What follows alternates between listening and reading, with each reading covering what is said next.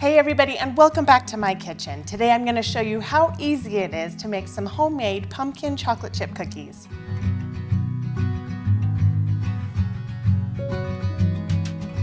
To the bowl of my stand mixer, I am going to add 1 cup of butter. Then add in 1 cup of sugar and 1 cup of brown sugar. Scrape down the sides of your bowl, and then you're going to add 1 29-ounce can of pumpkin or 3 cups. Then add 4 eggs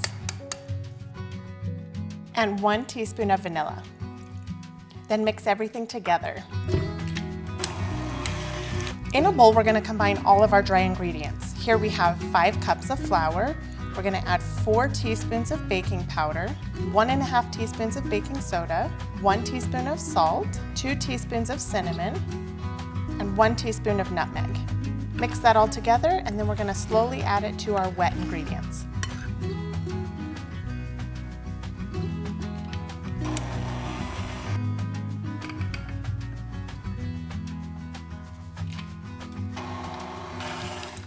Once everything is combined, go ahead and add 2.5 cups of chocolate chips.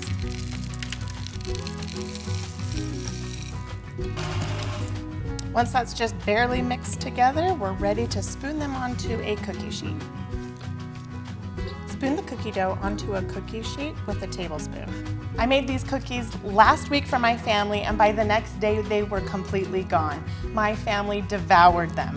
So let me know if you like pumpkin chocolate chip cookies by hitting that like button. Bake in a preheated 350-degree oven for 12 to 15 minutes. Remove the cookies from the oven and place them on a cooling rack to cool down. These cookies are perfect to give away as gifts to friends and neighbors. That is, if you don't eat all of them first. If you'd like to see some more recipes for pumpkin, make sure you check out this playlist right over here, and we will see you guys in the next video.